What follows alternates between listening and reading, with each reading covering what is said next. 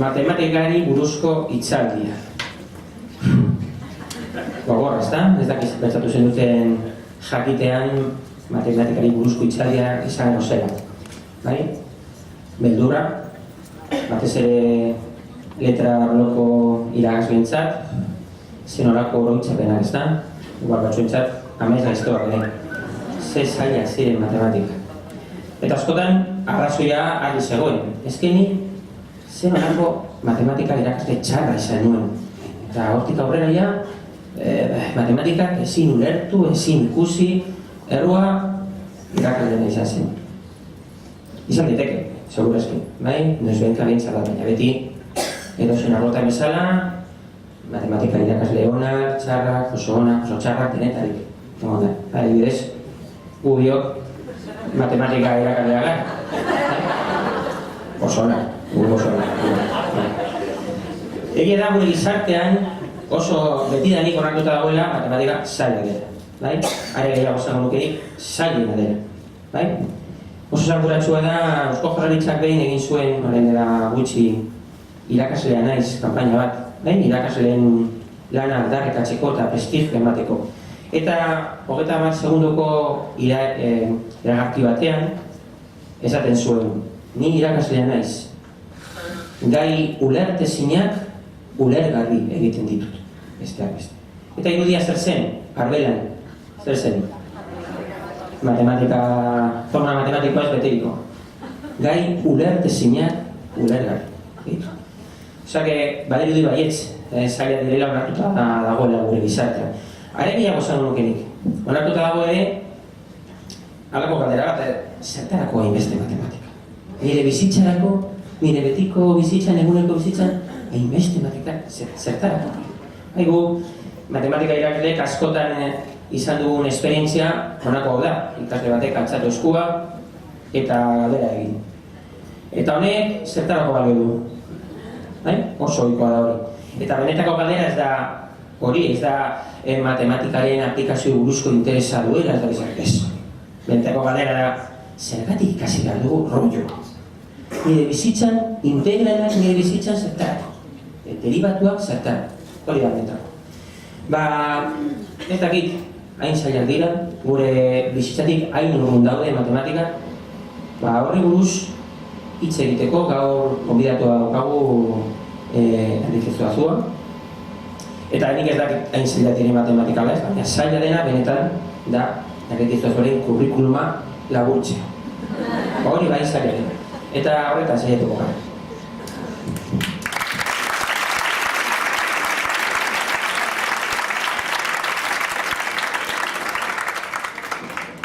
Tira, aleginduko gara horren. Enrique Zuazua Eibarren jaio zen. Bertan, Lasalle ikastetxean hasiko zen lehenengo eragiketa matematikoak egiten. Eta ziur asko, joko divertigarri modura izango zituen denak. Batxilergoko ikasketak Herribereko Unibertsitate Laboralean burutu zituen. Eta jada, deribatuak eta integralak menperatuko zituen. Nahiz eta azken hauek, gaieta integralak baino digestio astunagoa izan. Euskal Herriko Unibertsitatean matematika zientzietan lizentziatua. Orain dela 30 urte. Sasoi hartan, literatura matematikoan beste izen batzuk aurkitu zituen. Demidovitz, Iskunov. Adibidean, atera berri ziren lehenengo ordenagailuak, eta badakigu zer dagoen ordenagailuaren barruan? Matematika hutsa. Eta funtzioa jarraitua eta deribagarria baten eran, bere ibilbide unibertsitarioa uniformea eta gorakorra izan da. Matematika aplikatuko katedra lortu zuen, 28 urte zituela. Gero, Madrilgo Unibertsitate Autonomora joan zen, bertan matematika aplikatuko katedra du. Atxarriko hainbeste ikastetxean izan da irakasle bizitari. New Yorken, Rio de Janeiro, Cambridgeen, Parisen, non dago bere limitea? Hau bai, indeterminazioa. Aipatu BECAM, Basque Center for Applied Mathematics, sortzaile eta ikerlari lanak. Baita Ikerbasken, zientzia ikerketarako Euskal Fundazioa ikertzaile moduan. Eta ekuazio bat askatzerakoan, izaren balioa lortzea saria bada, berak ere hainbeste sari lortu ditu.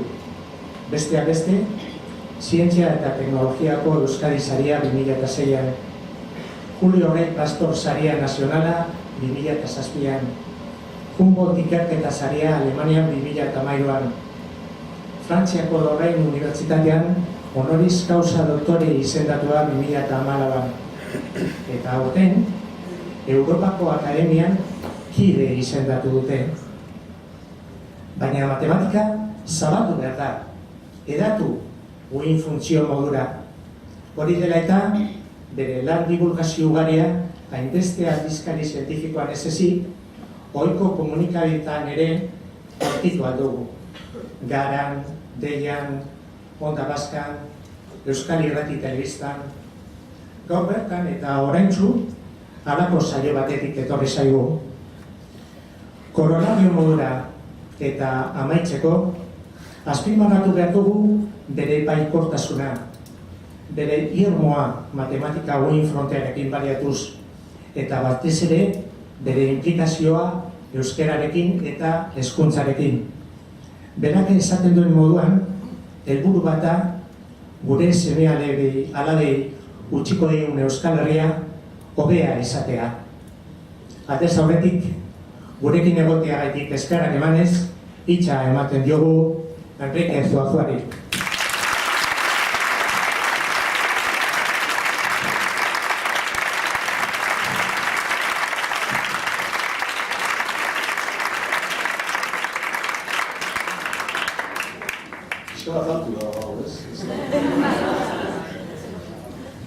Eskerrik asko, ikusten dute zientzilari honak izateaz gain, antzerkilariak ere bihurtu zaretela.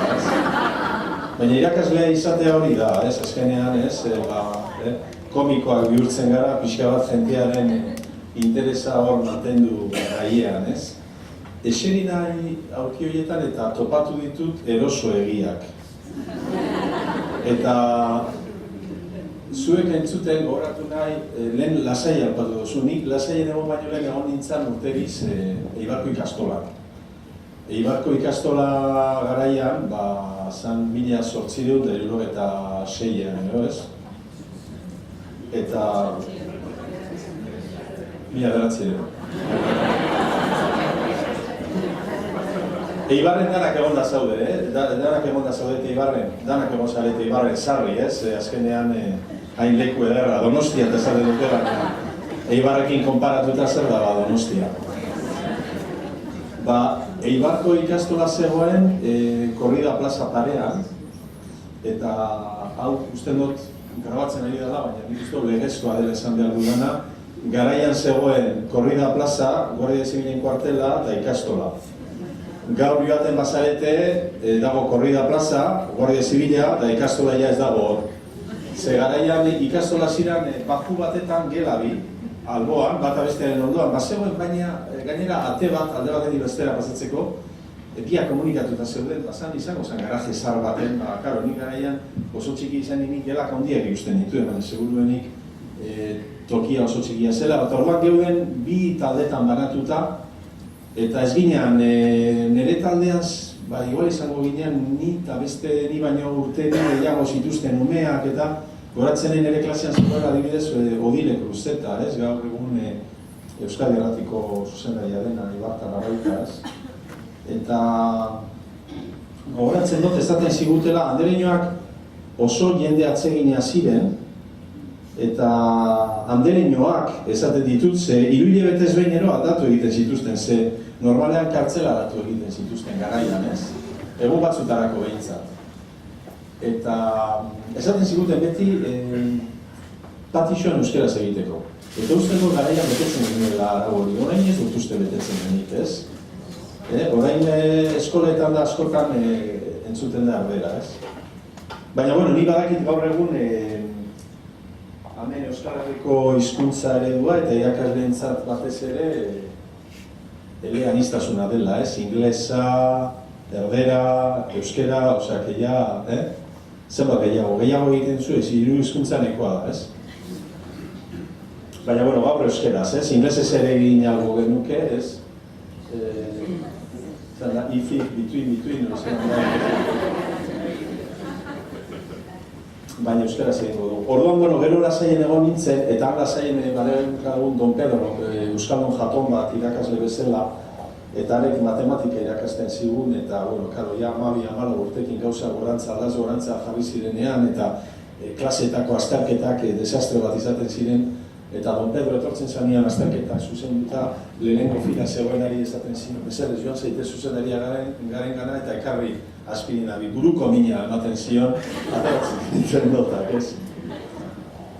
Eta aulkiak oso erosoak direla esan dudanean, aipatu doz, Don Pedrok esaten zigun horrela jarri eta horrela esaizue airea ere sartuko. Bueno, ostirala da, nik asko eskertzen diot Amaiari konbidatu izana, Amaia Iriondo, ni ere Iriondo nahi, Enrique Fozua Iriondo, zure ibarko erroak dituzu, adian zenidak izango gara, ADN-ean nonbaiten hor egongo da, ikurren bat esaten duena, noizbait zenideak izan ginela, baina lagunak bagara, Lekitxoko lagunak, Sabino beba, Lekitzarra bena. Orduan, bueno, lagunez usto beste Lekitzarrik ere ikusi duela sartzen norbait. Lekitzarri bada beste inor?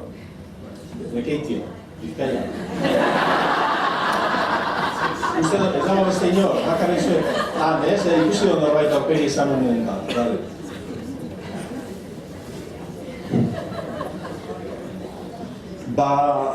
Bueno, orduan, Amaiak esan zidan matematikako hitzaldi bat emateko. Bueno, nik hor prudentea nahi izaten dut izatea, ze, bueno, esan duzuen bezala, matematika oso polita da, matematikaria garen ontzat, baina hori da maratoia bezala, hombre, bai, gustatzen bazaizu 40 kilometro korritzea, ondo. Baina askotan jenteari horren beste aritzea korrikan bazaino, ez? Zertan gustatu behar. Eta orduan ni proposatu nion Amaiari elkarrizketa bat egitea. Osea, matematikari buruz, hezkuntzari buruz, euskerari buruz, zientziari buruz, etorkizunari buruz, pixka bat elkarrizketa bat egitea. Baina, karo, gero Amaiak esan zidan timidoak zaretela. Hombre, nik ez daki, bueno, zuek ez duten emoten denko, ondo alitu zarete mikrofonarekin, ez zenuten timidoak. Claro, egia da matematikariak eta fizikariak izan da nola baita ez, hori gainditu beharra dagoela, timidotasun hori ez. Baina, claro, igual letretakoak eta timidoak izango dira. Edozein kasutan, nik ez nuen ikusten arrazoirik zuen arteko jendea, estatistikoki, pixka bat batez bestekoa baino timidoagoak izateko, ze prinsipioz, gizon, emakume, amendik, danetarik, Dara Bizkaitarra zarete, Bizkainos todos, edo... Badaude Gipuzkoarrak ere? Bueno, nuko azara? Arrasatean timidoak dira. Oñatin gehiago, oñatiko hori badago inor? Oñate, oñatin gehiago, ez? Eibarren gutxiago ze gaude hor muga. Aipatu dute Unibertsitate Laborala. Ara joan nintzen, goratzen nahi, 1975. Garaian, oraindik laborala zen, kasik Unibertsitate Laborala, ez dakik goratzen zareten, Unibertsitate Laborala izan zen, Frankoren azkenengo garaian egin ziren gauza bitxienetariko bat, ez? Ez dakit zergatik, seguramente ja ordurako regimenean norbaitek ez dakit Opus Dei aldetik, ero bueno, baziren berritzaile batzuk hezkuntzaren munduan, eta garai horretan egin ziren gauza anitzen artean bata da Leioa, la Universidad de Bilbao, Leioan egin zen kampus hori, eta kampus horrekin batera egin zen Madrideko Unibertsitate Autonomoa eta Barcelonako Unibertsitate Autonomoa. Autonomoa deitzu zizkioten, ze garaian ja bazegoen horrelako grina pixka bat, unibertsitatean gauza modu desberdinen egin behar zirela. Hori izan oraindik Francoren garaian, ez? Eta gainera joaten bazaretean Kanto Blanco Madrideko Autonomara edo Barcelonaren Autonomara eta ikusten badituzue Leioako eraikinak ikusiko duzue antzekoa direla, arkitekto bera izan zen. Garaian zegoen arkitektura estiloa zen topografiara pegata aritzekoa, ez? Orduan nolabait mantentzen zen tokiko, ez? Topografia hori, eta orduan eraikinak egiten ziren, aldaz gora, aldaz bera, eskilaraz beteta. Claro, gaur egun hori txorakeri bat ematen du, ez? Ze egia da, nolabait zaitasunak dituena mugitzeko, horreko eraikin batetan ezin da daritu, ez? Orduan, orain ari gara, eraikin guzti horiek desegiten eta eskilarak, ascenseuren bidez eta rampen bidez aldatzen, ez? Hau guzti hau esateko, hori bai, Unibertsitate Laborala, garaian oraindik Unibertsitate Laborala zan, eta adibidez, Eibarko Arrate eskubaloi taldea lehenengo divizioan, edo División de Honor horretan aritu zenean, jolasten zuen Unibertsitate Laboraleko polikiroldegian. Orduan Unibertsitate Laboralak zituen baldintzak eta azpiegiturak ziren oso puntakoak, ez? Gaur egun, gero Unibertsitate Laborala bihurtu zen Euskal Herriko Unibertsitateko, UPV-ko parte, eta gaur komentatzen genuen bezala Amaiarekin, pixka batan danetik egiten da, Iraleko talde bat ere omen dagoan, ez nekien. Badago inoen hemen Eibarko Iralekorik ez daude hemen, ez? Bai, zuek ere, zinen lekitxiokoak zuek. Eibarren ikasten duzu. Lekitxotik Eibarrera, que bien, ondo, Lehen, garai baten alderantz izan, Eibartarra lekitxora jaten ziren. Baina oin korte inglesa dago, eta alderantziz, ez? Claro, normala,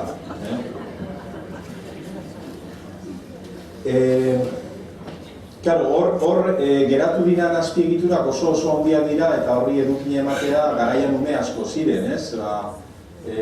Ni jaio nintzen ez dute esan, eskerrik asko adinez esatearren, baina nik aitortuko dut.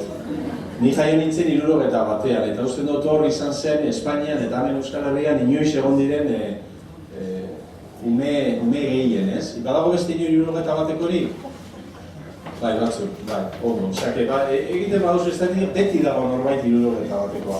Urkullu bera ere 61koa da, adibidez.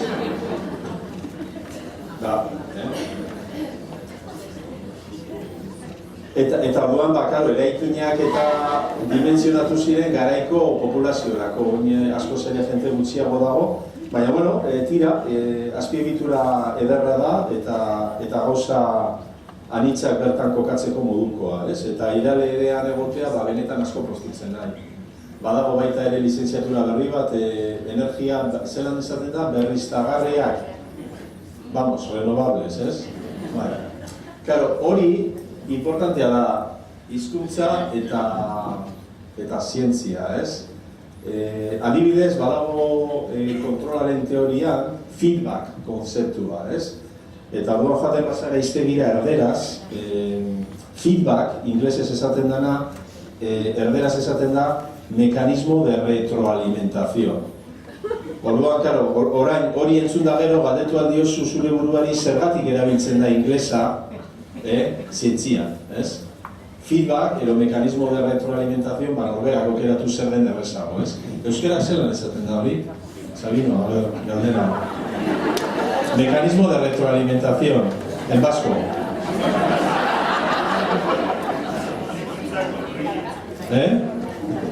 Zaila. Bueno, orduan... Claro,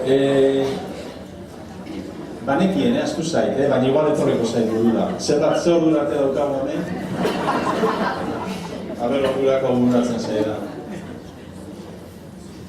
Bueno, orduan kontu esanik esan nion Amaiari, hitzaldi bat neuke ematea, pixka bat matematikari buruz astunegia izango zela, nahiago nuela, zuekin pixka bat ola solazaldi bat izan, eta bueno, txistei bat hauen ondoren, hasiko gara serioz, bestela pentsatuko duzuen, hau ez da gauza serioa. Prestatu nuen aurkezpen labur bat, eta nahi nuen, bueno, gero hortik abiatuz, igual, zuekin, pixka bat matematikari buruz serioagotan aritzea. Aipatu dute lehen, ez? Eta egia da, horrela izan da beti. Hau da, Protagoras de Abdera garaian indara 2005 urte, persona jakintzu bat zan eta nomada zan, garaian zan viajanteak, bezala, lehen ere basiran, hemen gazteak ginenean viajanteak, ez? Gaur egun, hainbat modu gaude, baita internetez ere, gauzak alde baderi bestera bilatzeko, baina lehen garaian, viajanteak egoten ziren, ez, paketeak alde batetara eta bestera eramateko, Bilbo, Gasteiz, Donostia eta artean. Eta bueno, hor, garai horretan, antzinako Grezian 2005 urte direla, Protagoras de Abdera bezalako jendea bazan, jakintzuak zirena eta nomada ziren. Orduan, ez zeukaten etxe finkorik, baten ziren, deitzen zituzten tokietara. Eta zergatik deitzen zituzten, askotan justizia egiteko eta horretarako behar zituzten zientzia gizonak. Gaur egun justizian ez dut uste zientzia jenderik egoten denik, epaitegietan, baina garaian, jatorriz, onartuta zegoen, nolabait matematika izan behar zuela justiziarako tresnarik oinarrizkoena.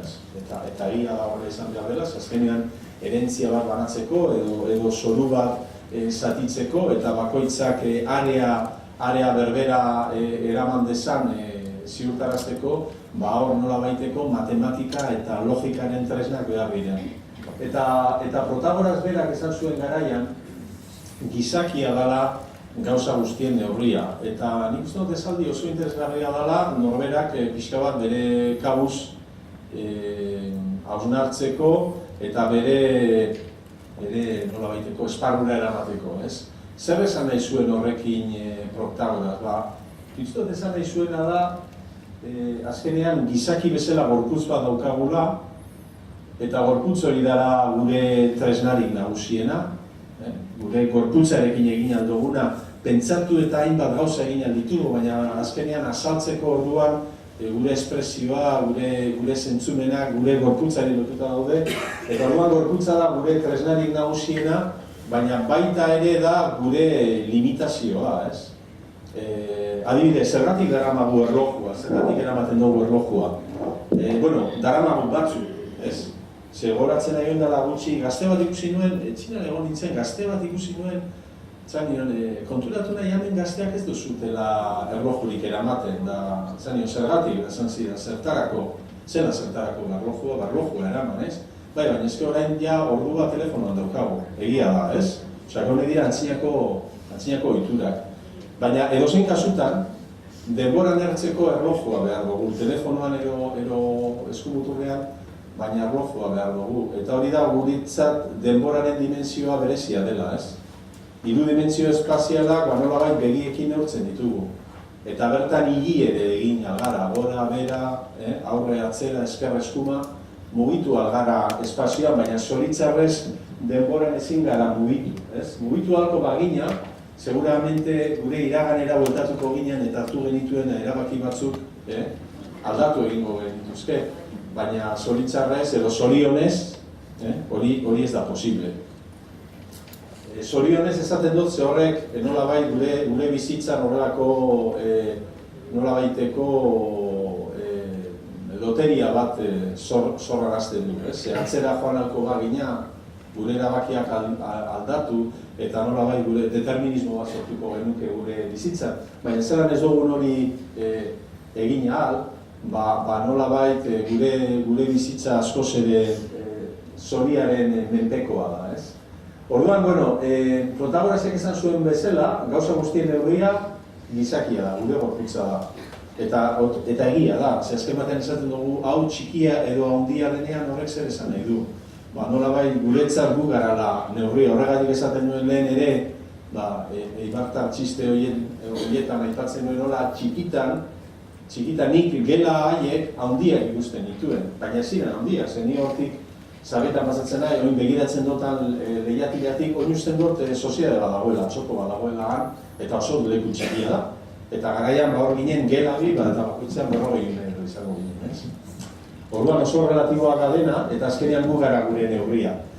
Garaian, Protagorasen garaian, ezagutzen zenaren bilduma Matema zen. Matema Grekoz, hemen egongo zarete Greko ni baina askoz gobeto dakizuenok, baina gutxienez liburuetan begiratuta, esaten dut Matema garaian nahi zuena zen ezagutu ahal dena. Hau da, gizakiak ezagutzen zuenaren bilduma Matema ditzen zen, eta hortik atera zen matematika horren bilduma bezala, ez?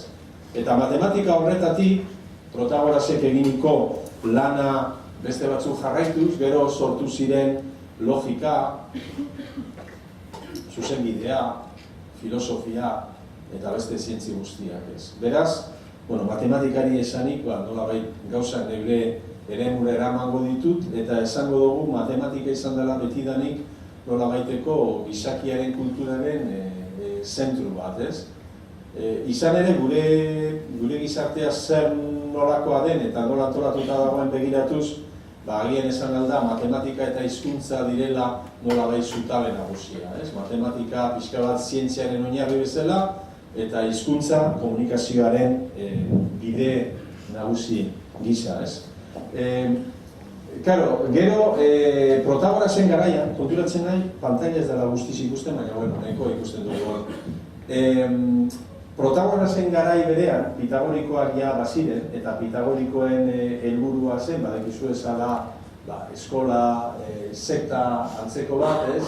Pertsona jakintzua biltzen zituenak, mundua ulertu nahian, eta beraien helburua zen munduko gauza guztiak neurtzea, baina neurtzea zenbaki natural eta arrazionalen bidez, ez? Zenbaki naturalak 2,6, eta arrazionalak 3,5, 7,8, 10,11, ez? Horrek ziren. Eta beraien helburua zen, munduko planeten igilurak, gauza guztien neurriak, zenbaki natural eta arrazionalekin neurtzea. Baina, klaro, segiduan konturatu ziren hori ezinezkoa zela. Beraiek konturatu ziren, triangelo bat osotuz, triangelo ekilatero bat, eta orduan hemen, perpendikular bat, ez? Errektangularra. Bat eta bat luzerako katetoak aukeratuz, diagonalean erro karratu bi zenbakia agertzen da, eta horregatik deitzen zaio Pitagorasen teorema, ez? Pitagorasen teoremak esaten du hipotenusaren luzera dela, katetoen luzeren karratuen baturaren erro karratua, ez?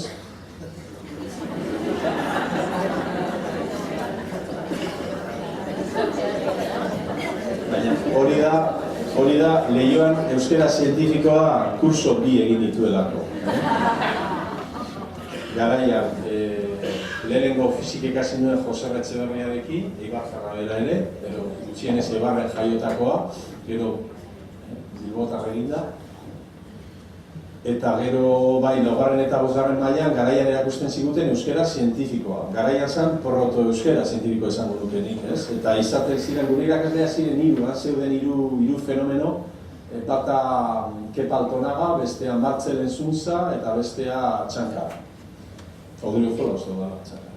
Eta, beraiek nolabait beste batzuekin batera, ez? Garaiko jendearekin batera, pixka bat sortu zuten euskera zientifikoaren oinarrizko korpusa, eta hor izaten genituen klaseak, eta klaseak ez ziren bat ere teorikoak izaten ziren praktikoak, gu ere garaian timidoak ginen zuek bezala, baina nolabait timidotasun hori galdu genuen euskera zientifikoa, ez? Esan behar gozunean euskeraz Pitagorasen teorema, hor hobedozu timidoa ez izatea, ez? Erderaz da, hipotenusa, zelan da, a ver? La raíz cuadrada de la suma de los cuadrados de los catetos, ez? Eta euskeraz da, hipotenusa da, katetoen luzeren karratuen baturaren erro karratua, ez?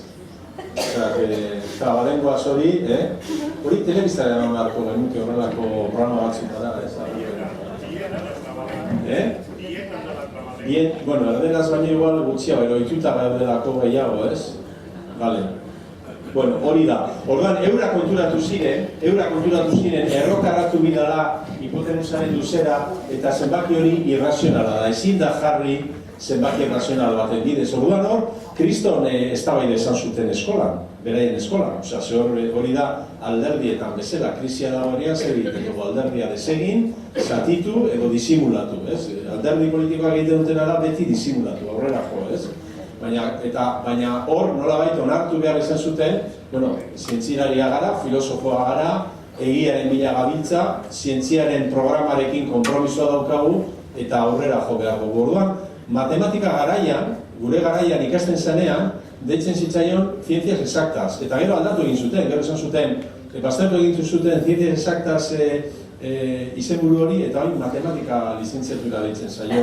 Eta nolabait, hor badago konpromiso baten ezaugarria, ez? Eta da, zientziak ez dira zertan zehatzak izan behar, zehatza da natura, dan bezala, eta zientzia da beti natura horrekiko hurbilpen bat, eta hurbilpen hori ez da inoiz guzti zehatza izango, gure argazki bat ez da izango inoiz persona horren nolabait ordezko, irudi aproximatu bat besterik ez da izango, ez? Eta guan zientzia horrela da, hori izan zen nolabait pitagorikoen hausnarketa, eta horren egin zutena da, bueno, listo, zenbaki arrazionalak ez dira nahiko, irrazionalak ere badira, bueno, sartuko ditugu poltsan, eta jarraituko dugu gure programa zientifiko hori edatzen, baina zenbaki irrazionalen bidez. Hala ere garaian izan ziren letratakoak beti egoten dira letrako batzuk. Jende guztiak ez du lertzen, matematika dala osarik politena, beste asko, beste eritzi bat izaten dute, eta egon ziren batzuk esan zutenak ez dugu zientziaren bide hori jarraituko, ze hainbat buruko min eman digu Pitagoras bere teorema korapilotzu horiekin, eta gainean azkenean ikusi dugu nahi zutena beraien helburua ez dela posiblea. Beraz, guk letren bidetik joko dugu, zentzuen bidetik joko dugu, eta nolabait sentitzen duguna eta ikusten dugunaren bidez, gure intuizioa jarraituz, antolatuko dugu gure mundua, ez? Eta horregatik ekarri dizuet irudi hau, ez hautzen duzue tipo hau?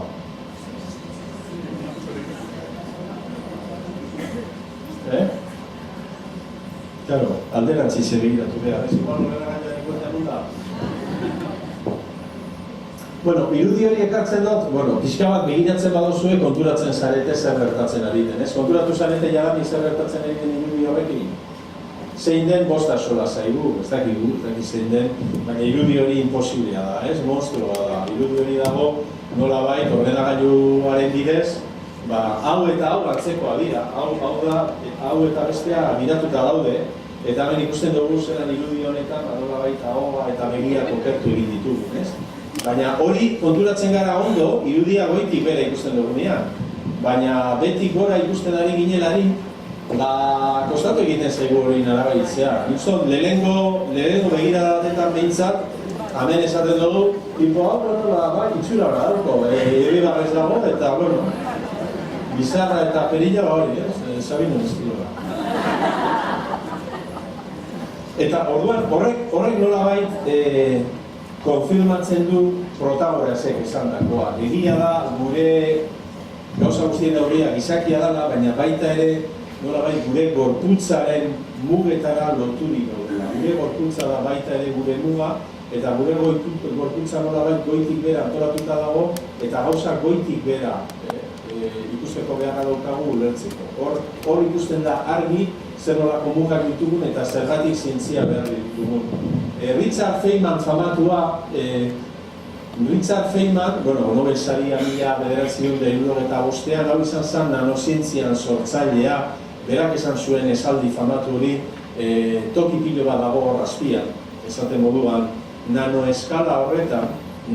eskala horretan mundua diferentea da, eta hori da gaur egun jorratzen, zientziaren bidez jorratzen ari da mundu berri hori, eta hortik hainbat teknologia berri sortzen ari dira, ez? Eta gero hainbat arlotan erabiltzen direnak, ez? Material berria sortzeko orduan, baina baita ere medikuntzan, ez? Adibidez. Berak esan zuen, berak esaldi oso famatu bikainak ditu, Richard Feynman izan zen Manhattan proiektuan lan egin zuen zientzialari gazteenetariko bat. Badakizuen Manhattan, erosketak egitera eta jentea joaten da orain, Nueva Yorken, baina garaian Manhattan proiektua izan zen, Bigarrengo Gerra Mundialean Arizonako basamortuan sortu zuten proiektua bomba nuklearra sortzeko, ez? Eta ara eraman zituzten, noski proiektu sekretu bat zen, eta ara eraman zituzten, zientzilari honenetarikoak, ez? Gehienak juduak, ez? Estatu Batuetara helduak, nazien gandik igez egiten, eta garaiarra Richard Feynman gazteenetarikoa izan zen. Pentsa, Bigarrengo Gerra Mundiala noiztik, nola izan, noiztik, 39an hasi zan? 39an hasi zan Gerra Mundiala? Pentsa, 21 urtekin, hartu zen Feynman proiektu horretan. Baina, garai horretan aritakoak, hainbat persona gero Nobel sari izan zuten, eta bera horietariko bat. Baina bera oso ezaguna zen, Manhattan proiektuan, zeuden Arizonako basamortuan, eta han gauak eta iluntziak luzeak izaten ziren, eta han tabernan, Feynman oso ezaguna zen gazteenetarikoa eta ipuin kontalaria, ez? Bizitza asko ematen zion kanpamentuari garaian Feynmanek. Eta berak hainbat esaldi famatu esan zituen bere hitzaldietan, oso divulgatzaile, zientziaren zabaltzaile bikaina zen, eta berak esandakoen artean, hemen daukagu esaldi bat, esaten du gutxi gora bera, inglesetik hartuta euskerara itzuli dut, beraz, agian ez da izango guztiz, gainera hemen konturatzen nahi, L bat falta dela, baina hau da, akatz ortografiko bat, eta ez gramatikala, ez? Zabino, ulertu duen, Ze, igande goizean, edo noizan, aste artean edo kafe bat hartu behar duen alkarrekin eta hori buruz komentatu behar duen, ez? Eta hau da, akatz, tipografiko bat, ez? Nik tekleatzerakoan. Berak esan zuen, gure irudimena guztiz erabili beharra daukagu, irudimena gure mente, gure daukagun indarre, intelektual guztia erabiltzen dugu, baina ez zientzia fikziozko pelikuletan bezala gauza arraroak asmatzeko, baizik eta bakarrik gure ingurunea, gure errealitatea ulertu nahiean, ez? Eta horrekin ere, nik uste dut, erreflexio honekin, Protagorazek bezala, Feynmanek gauzak argi uzten dizkigu berriz ere. Gure nolabaiteko gizakiak duen mundua ulertzeko behar infinito hori, eta horretarako daukagun tresna bakarra gure zerebroa. Gero nahi baduzue, asma ditzakegu ipuinetan beste mundu irreal batzuk, baina gure indar mental guztia behar dugu jadanik zientziaren bidez ingurunea ulertzeko. Eta egia da, ingurunea oso konplexua da, mundua konplexua da, eskala anitzak, multikolorea, tekstura oso desberdinak daude, eta horretarako kaotikoa da mundua, desordenatua.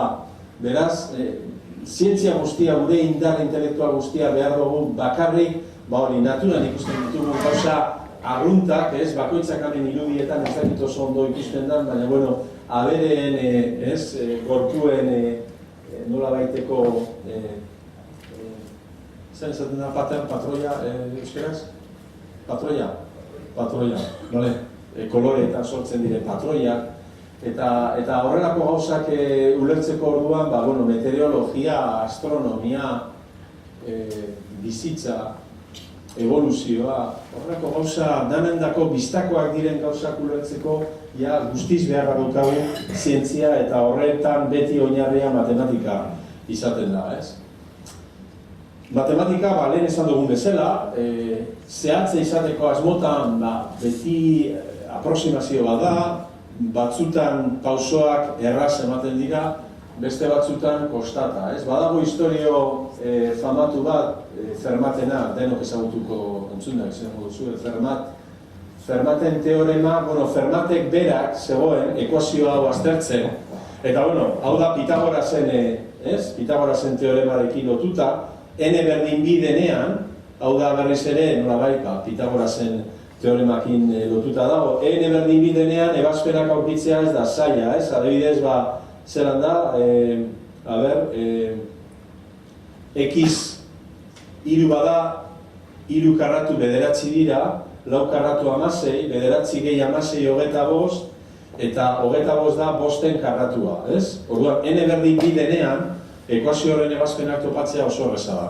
Eta gero, Fermat, hori dara 350 urte, ekuazio hori aztertzen zegoen, eta bera konturatu zen, edo jabetu zen, edo pentsatu zuen, edo bere intuizioa izan zen, hori n berdin biren kasuan bakarrik gerta zitekela, eta n hiru edo handiagoa zenean, ekuazio horrek ez zuela izango errorik. Eta, bera zegoen, liburu baten edo hori aztertzen, eta han liburuaren margen batetan idatzi zuen, ekuazio honek ez du ebazpenik n hiru baino handiagoa denean, eta badaki nola frogatu, baina paper honetan ez daukat espaziorik eta beraz ez dut froga idatziko. 350 urte pasa ziren, orain dela 20 urte, Andrew Wise eta bere taldekideek nolabait teorema horren frogapena bukatu artean, ez? 3 mende terdi, matematikari belaunaldi hainbat, ez? Horren inguruan lanean ikertzen Fermatek esandakoa frogatzeko, ez? Eta oraindik ere, ipuin hori oso bizirik dago nolabait matematikarien eta zientzilarien artean, ez? Lehenguan Parisen hartu nuen metroa, Unibertsitate azpian hain jusien badago Université Pierre Marie Curie, han bertan dago metro bat, eta metro hartzean hor zegoen norman idatzita zegoen, frantsesez ez, zegoen idatzita, badaukat Fermaten teoremaren dako beste frogapen bat, baina metroa daukat eta ez dute astirik ematen. Metroa badator eta ez daukat astirik. Oraindik txisteak egiten dira horren inguruan, eta horrela jarraituko dugu egiten.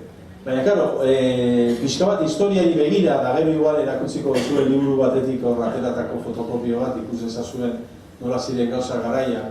Benetan, jende askok ez du sinisten Fermatek frogapenik zuenik, baina ego oso handia zuela bai. Eta Fermat saiatu zen adibidez Snellen legea frogatzen, kalkulu gaur egun, ez dakit, lehengo mailako unibertsitatean, lehengo mailako ariketa bat izango litzateken kalkulu infinitesimaleko ariketa oso errez bat gaur egun, Snellen legea frogatzen saiatu zen. Snellen legeak erakusten digu zergatik makila bat hartzen badugu eta uretan sartzen badugu zergatik oker ikusten dugun. Eta hori da, argia presaka da bilera. Danok bizi gara presaka eta argia ere bai. Eta orduan, argia puntu batetik bestera, denborarik laburrenean pasatu nahi du. Baina, klaro, argia ez da egitzen abiedura berberean, airean eta uretan, eta orduan ibilbide laburrena da horrela egitea, okertzea. Eta horregatik guk ikusten dugu makila okertuta. Fizikoki ez dago okertuta, baina guk argiaren bidez ikusten dugunez, okertuta ikusten dugu. Hori frogatu nahi zuen, ez zuen lortu, eta berak ez zuela lortu esateko orduan horrelako esaldi bat asmatu zuen. Esan zuen, this problem is not one of the easiest. Problema hau ez da errezenetarikoa. Eta hau, zuek irakasleak zaretenez, truko hau jakin behar duzue. Nik ikasleerik komendatzen dizkiet, inoiz baldin badaude, ez dakit, azterketa oral batetan, eta irakasleak zerbait galdetzen badio, eta idearik ere ez badute, ez dutelako ikasi edo zaila bila dalako kontura. Nire aholku izaten da, ez esan inoiz, ez dakit.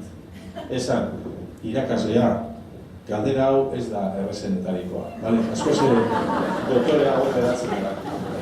Baina hau egia, Fermatek esan zuen. Orduan, historian zer, begiratzen baduzue beti egon dira gora eta berak. Zientzilariak esanez zientzia behar da, matematika behar da, gauzak hobetu ulertzeko eta alboan daudenak esaten, hau komplikatu egia da, jo dezagun beste bidetik. Hor egon zara adibidez Sofiako Baliezkaia, matematikarian historian egondan emakume garrantzinuetarikoa, garrantzi zuenetarikoa, gainera bere bizitza oso berezia eta emakume bezala garaian, ikusten duzu, 41 urterekin hildako emakume gaztea, berak esan zuen, olerkilariak sakonago ikusi behar du eta matematikariak berdin, ez? Eta, bueno, berak egin zituen ekarpenak oso importanteak izan ziren, hor dago adibidez, Cauchy-Kovalevskaiaren teorema, danok ezagutzen duguna matematikaren arloan, eta hori berari eskerrekoa da, ez dut amena izango zer, bueno, komentatuko dugu Kovalevskaiaren teorema, baina agian ez da momenturik onena, baina bai, berak berriz ere hausnarketa hori egin zuen, matematika, seguramente ikusi zuelako, berak egindako matematika zer nolako maila teknikoa altua zuen, baina nolabai bere burua justifikatzeko horrelako pentsamendu bat izan eta idatzi zuen, esan zuen nolabait matematikariaren justifikazioa, zientzilarien justifikazioa da azken batean olerkilariaren bezala, baina gauza modu desberdinean egiten ditugu, baina azkenen gure helburua da, olerkilariak egiten duen bezala sakonago begiratu edo ikusten saiatu, besterik ez? Alde hortatik adibidez, lehen aipatzen zenuten, suertatu zaidan egiteko, hemen Euskal Herrian egon nahi zen 7 urte hauetan egin dudan gauza atseginenen artean izan da, hori faktoria saioan noizean behin egotea, Jon Sarasuarekin eta baita Garbiñu bedarekin, eta nik uste dut, ostira goiz saio horretan, 20 minutu horietan, nola baita atsegin handiz egoten garala 3 pertsona oso desberdin, ibilbideen aldetik eta eguneroko ekinkizunetan, baina nola baita konpartitzen dugula ariketa horrek ematen duen plazerra, sakonago ikusi nahian. Baina, karo, sakonago ikustea zaila da. Badago artikulu oso interesgarri bat, Isaac Asimov danok ezagutuko duzu, garaian zientzia fiziozko novela piloa idatzi zituena, zientzilaria zan bera, noski, baina zientzia fiziozko idazle bezala ezagunagoa da zientzilaria baino. Eta oindala 51 urte, 1974an, Nueva Yorken Esposizio Universala egon zenean berak idatzen zuen, artikulu bat idatzen zuen, pakea ulermenaren bidez. Pakea zen garaian, klaro, bigarrengo Gerra Mundiala gaindituta, baina oraindik Vietnamen, eta oraindik ere hainbat gerra pasatu beharra, baina garai hori oso garai bortitza izan zenez, Esposizio Universala pakeari dedikatu zioten. Eta orduan, Isaac Asimovek, hor interneten aurkitu duzu eta bestela bidaliko dizuet, beraren ariketa izan zen, nik idatziko dut artikulu bat esan zuen, mundua amendik eta 50 urtetara zer nolakoa izango den aurrikusiz, Eta harritzekoa da, Isaac Asimovek zelan artikulu horretan 1974. Hau da, gizakia ilargira heldu. Zur urtetan heldu ginean ilargira? 78. Batentza, hori baino lehen, garaian kotxe, ze modelo zan kotxea garaian, Sabino? Ja, orduako Sabino iraleko irakaslea zan. Eta, hori zapata kaza bezalakoak ziren kotxeak eta baita telefonoak ere, dana zuri beltzen zen. Ez daukagu garaiko harritzekoa da, nola bait, gure oroimena ere zelan ikusten ditugun irudiekin lotuta daude, nire garaiko memoriak danak zuri beltzean dira, koloreak oraindik ez ziren existitzen. Hori zan, kuentame, zein horretako mundua bezala, dana zuri baltzez. Baina ordurako berak aurrikusi zuen gaur egun pantalla digitalen bidez jentearekin hitz egiten dugunean distantzian jente hori ikusteko gaitasun izango dugula, Skype eta transmedia interneten bidez, Berak idatzi zuen, komunikazioak audiovisualak izango dira hor baten soberan gaude baita ere, eta entzuteaz gain gure interlokutorea ikusteko aukera izango dugu. Berak aurrikusi zuen, oindala 50 urte, noski ez zegoen internetik, noski ez zegoen ordenagailurik, ero baziren, ordenagailua baziren, noski, Manhattan proiektuan eta ordenagailuak erabili zituzten. Baina ordenagailua garaian ziren makina erraldoi batzuk, horrelako gela bat betetzen zuten eta ez zeukaten inolako gizakiarekiko harreman errezik, gaur egun ditugun ordenagailuak eta telefonoak eta tabletak bezala. Baina hala ere berak aurreikusi zuen, orain dela 50 urte gauzak horrela izango zirela. Eta orduan niri hori, ariketa bezala oso interesgarria iruditzen zait, ez? Eta nahi baduzue, galdera hori egingo dizuet atzeden aktibo bezala, ez? Gaude aurten 2015, ez? Gehi 50, kalkuladora egingo dizuet. 2075. 2075an, asma ditzagun nola izango da mundua. A ber.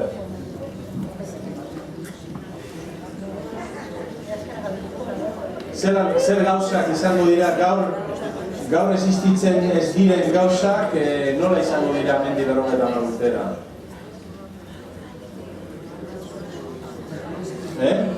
Kotxeak airean ibiliko dira, hori argi da. Hori Asimovek esan zuen 2014 eta horre errutu egin zen. Osea, Asimovek egiten dituen 10 aurre ikusten horietan, batzutan azertago egiten zuen horretan bezala, beste batzutan ez. Eta berak Asimovek esan zuen, noski, 2014an kotxeak egan ibiliko dira. Ez da egia. Badira egan eginen duten kotxeek. Baina, eta karnetaren azterketa,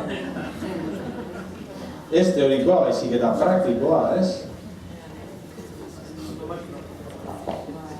Zer gehiago, zer gauza gehiago gertatuko dira. Airean kotxearen ibiltzearena teknikoki posiblea dela, bai. Airean ibiliko direla hemendik 50 urtera nik ez daukat horren seguru. Zer orduan, kalera urtetzeko orduan egon ibiliko horreko bilateke, ez? Makurtuta danok, ez? Horren antolaketa hain erreza izango den, ez? Baina, igual egongo dira tubo batzuk eta kaleetan, eta tubo horietan kotxea egongo dira, eta balitekena da, baina ez dakit hori marrazki bizidunetan ikusten diren bezala kotxeak airean askatasun osoz hori gure gizartea antolatzeko moduan izango garen. Ja badaukagu dronen arazoa, ez? Dronak hor gabiltza, izan ere, hori gertatu zitzaidan, uste dut izan zara bindala udabarri bilekitxon, imuntzi baten udabarri joan nintzen ondartzen txikire ibiltzen, eta nik zarata bat entzuten nuen. Eta, holako zumbido bat bezala, eta pentsatu nuen, kakalargo bat edo zela, ez? Kakalargoa garaian baziren, uste dut dia estingituta daudela, ez? Baina garaian baziren, eta nik zarata hori izan duen, kakalargo bat edo izango da. Eta gero konturatu nintzen esan kakalargo bat, zan dron txiki bat, zarako lekitxoko ez dakit, kaleko antzerki jardunaldia edo, eta orduan hori grabatzeko norbait dron batekin zebilelako portu inguruan, ez? Orduan, ja badaukagu dronekin arazoa, ez dakit kotxeak airean askatasun oso aritzeko eta egitzeko ohitura izango dugunik. Zer gehiago gertatuko da hemendik 50 urtera?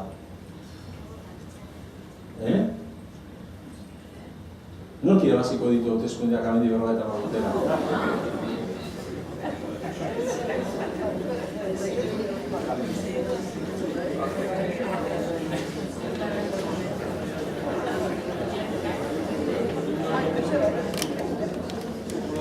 Adibidez, eskolak fisikoak izango dira, zuek irakasleak zarete edo interneten bidezko eskolak egongo dira eta umeak batzu joango dira eskoletara eta beste batzuk ez. Fisikoak izango dira oraindik?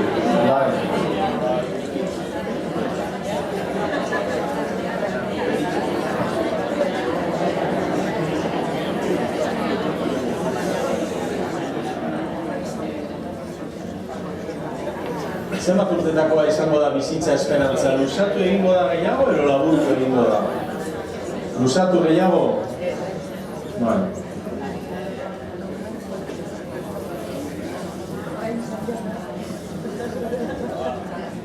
Eta Europa munduan zer nolako piztua izango da hemendik 50 urtetara? Orain baino gehiago edo orain baino gutxiago?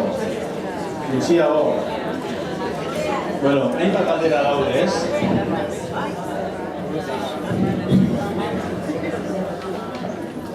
Orduan erreza da esatea Kobalieskaia bezala zientzilariak eta olerkilariak sakonago begiratu behar dugula, baina egia da gero galderak egiteko orduan, galdera hoiei 50 urte, 100, claro, azkenean pentsatu behar dugu,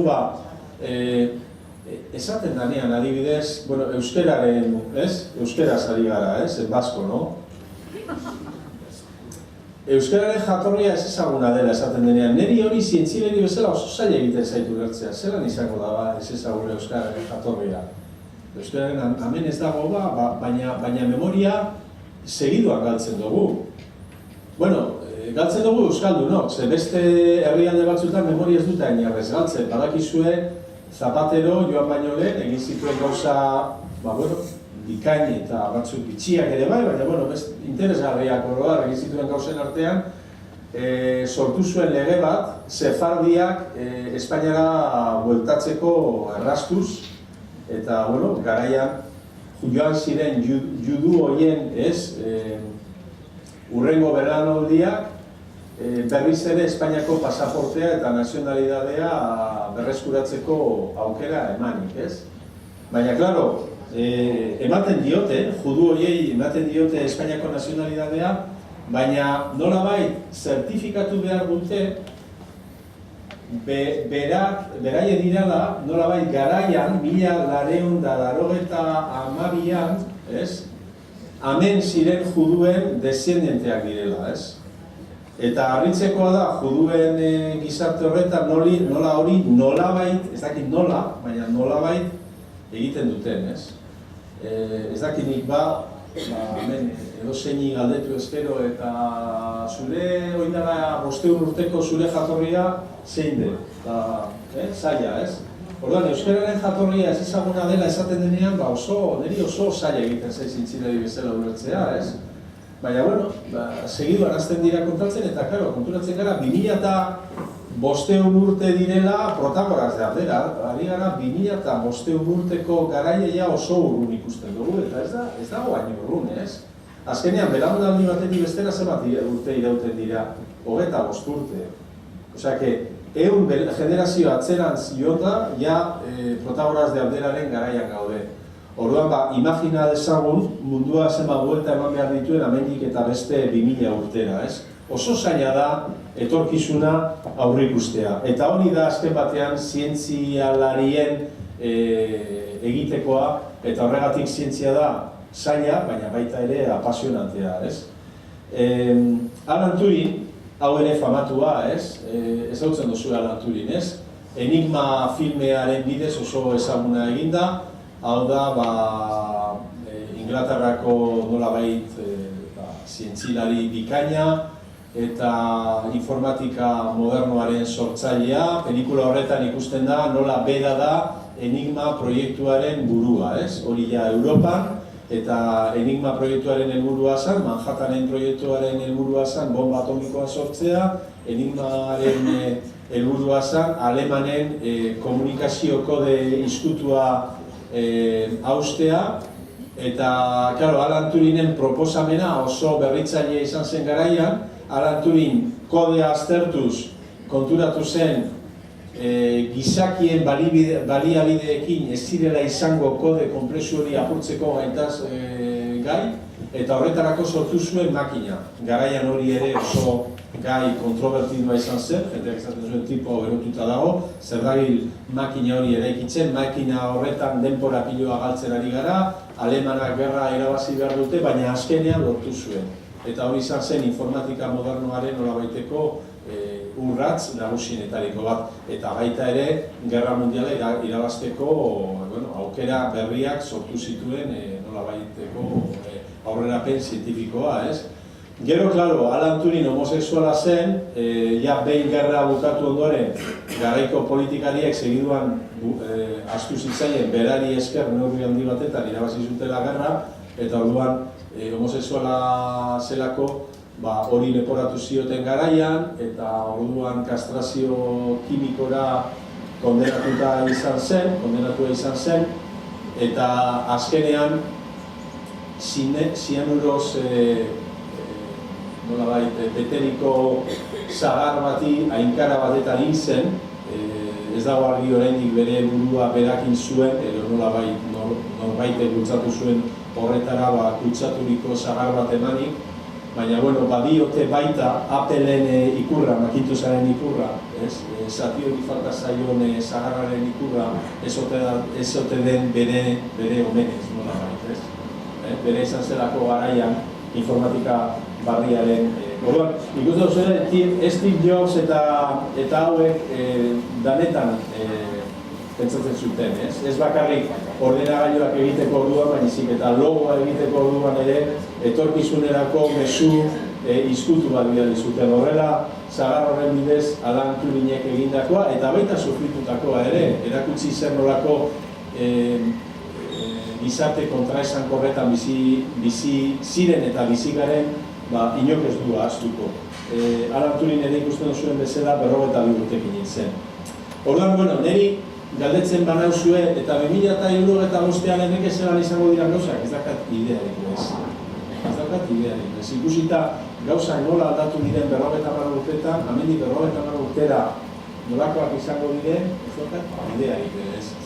Baina gauza bat seguru nago, eta oraindik ere gizartea hizkuntza eta zenbakien bidez antolatuta egongo dira, hori seguru.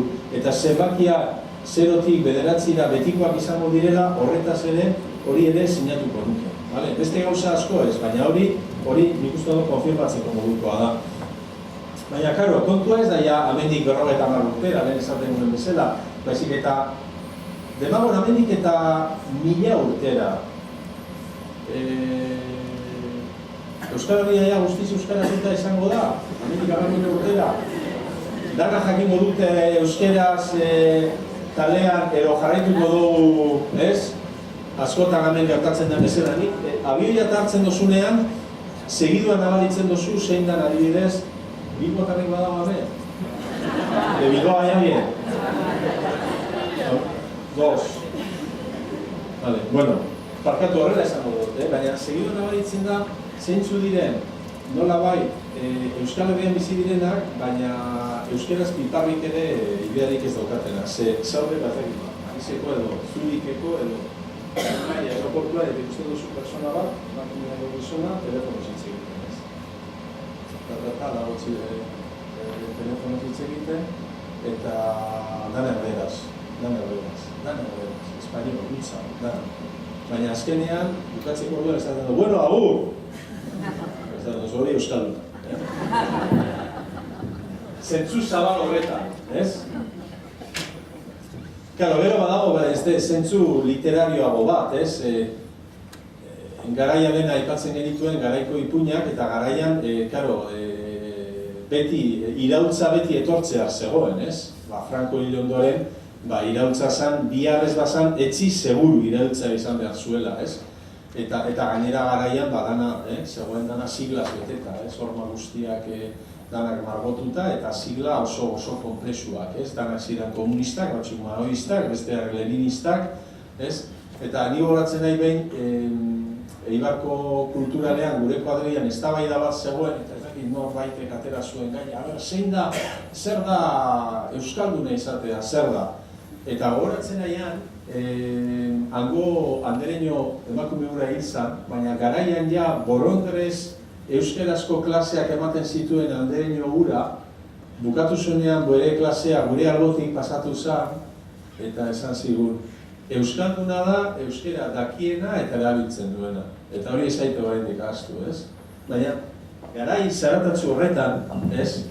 Hainbat hitz egiten zenean politikari buruz, ziren ja Euskal Herrian, isilikan joaten zirenak euskarazko klaseak borondrez ematera, zarata hondirik ateratzen ez zutena, klase horietatik etxera eta etxetik klaseak ematera borondrez beti, oraindik ez zegoen aekarik eta ez zegoen iralerik, ez zegoen ez da ere hezkuntza publiko sistema euskaldun bat, baina garaian, ja, bazegoen jendea, Kobarieskak bezaila sakonago ikusi zuena eta oso definizio simple bat emateko gaitasuna zuena, ez?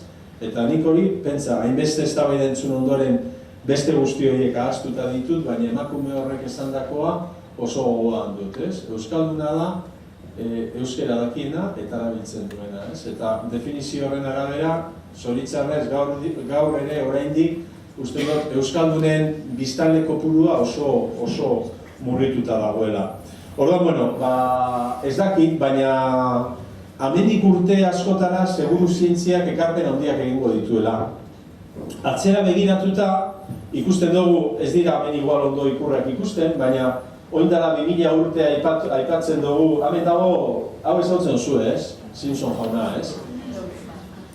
Baina oindala 2000 urte asmatu genituen zientziak, matematika, gero iraultza industriala egin genuen, hemen Chaplin ezagutzen duzu, ez? Ikusten da hemen, ez dakit ondo ikusten da, baina Chaplin da.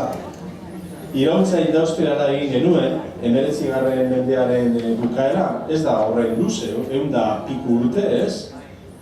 Eta azken hamarkada hauetan, egin dugu nolabaiteko informatikaren, robotikaren eta telekomunikazioen iraultza, eta guzti hori nahiko epe labur batetan gertatu da, 2000 urtetan, 2005 urtetan, eta gainera ematen du hor badagoela azelerazio bat, ez? Ze pentsa, oindala 2000 eta piku urte oraindik Protagoras daudela, ziren nomadak eta zebiltzen bere motxilatxoarekin ate batetik bestela. Garraiatzeko, hori, astoa eta zaldia, zegoen beste aukerari. Burdiak ere ez dakit existitzen ziren garaian, lehengoak izango ziren, ez? Gurpileia ordurako borrobila zen eta asmatuta zegoen, bale. Demagun bazeudela burdiak. 2000 eta piku urte pasa ziren iraultza industriala egin artean, eta hor sortu ziren telefonoa, eta trena, eta vaporezko makina, lurrunezko makina, eta hainbat gauza sortu ziren. Eta pentsatzen badugu, ez aldo, bueno, eta hori izan da, 150 urte. Adibidez, zisterna. Badago liburu bat oso interesgarriena da matematikaren kontrol teoriaren inguruan, baina hor teoriaz bete baino, egiten duena da, liburuak ematen ditu adibide batzuk, non egunero erabiltzen ditugun tresnak, zer nolako zientzia dagoen atzetik azalduz, eta nola bain zelan ez gara horretaz jabetzen. Zisterna, badakizu zer da, ez? Komuneko zisterna. Oin ja aldatzen ari dira, batzutan enpotratuta daude ikusi bez dira egiten, baina garaian goratuko duzuen, zisternak argoia egoten ziren. Eta katetxo bat izaten zuen, eta zegoen apurtzen bazan igoratzen nahi nire lehenengo esperientzia. Apurtu zen zisterna eta mak esan ziren, bueno, begiratu ia. Eta ni begiratu nuen, eta ikusi nuen pelota batan barruan. Ez dakit, inoiz ikusi esperientzia noliko zizaio pelota, ez? Eta gero begiratzen duzu azten zari ikutzen ez, pelota lotuta dago. Eta orduan, horregatik, liburu horretan zisternaren eskema eta nolabait funtzionamendua azaltzen du. Pentsatzen baduzue zisterna, garaiko hori patentatuta dago, lehenengo zisterna, iraultza industrial horren nolabait bultzatzaile eta, karo, jentearen bizitza zeharo, komunak zeharo, ez? Aldatu zuen, ez? Ogiak aldatu zuen bezala, ez? Gure elikadura ohiturak, ez? Zisternak egiten duen, zer gertatzen da botoiari ematen diogunean? Botoia ematen diogunean, ura solta egiten du, garbiten du komuna, eta guk besterik ezer egin gabe, ematen diogu botoiari eta joan egiten gara ardura gabe. Berriz ere urez betetzen da, eta oso importantea dena, momentu kritiko batetan, para egiten da ura sartzea, ze bestela, arriskoa zein litzateke, inundazio bat sortzeko arriskoa dago litzateke. Eta zergatik paratzen da ura sartzen zisterna? Pelota hori badagoelako, eta pelota hori altuera batetara heltzen denean, tiratzen du, hori manila batetik, eta manila horrek atetxoa, grifoaren atetxoa itxi egiten duelako, Mekanismo, segurtasun mekanismo hori, kontrol sistema horretan, hori da nolabait feedback konzeptuaren atzean dagoena, Feedback zer da? Gertatzen den arabera nik erantzuten dut eta erantzuten dut automatikoki inok agindu gabe. Eta hori da zisternak egiten duena, Botoiari eman, ura solta hau, ura sartu, baina berez, muga batetara heltzen denean, pelota horren, flotadore horren eragin automatikoaren bidez, automatikotasuna da feedback konzeptu hori nolabait isladatzen duena, hori berriz itziten da, eta horrela segurtasunez joan algara jakinean zistema hori beteko dela, baina ez dela urez nolabaiteko gaindituko, ez? Bueno, pentsa, orduan esaten duena, 2000 urte matematika garatzen, baina gero 100 urtetan industria guztia, teknologia, makinen mundua sortu dugu. Eta gero, lehen esaten zenuten bezala, lehioan nik ikasi nuenean, bazeuden ordenagailu batzu, baina ordenagailuak ziren kriston armaioak, tarjeta batzurekin joan behar zinen zulatzera. Ez zegoen mai gaineko ordenagailurik. Mai gaineko ordenagailuan nire lehenko Macintoshak ikusi nituen, ja Frantzian ikasten, hori izan zen 87an edo. Eta garaiko lehenko Macintoshak ziren, telebista bat bezalako tamaina zuten. Eta ere garaian, guretzat portableak ziren.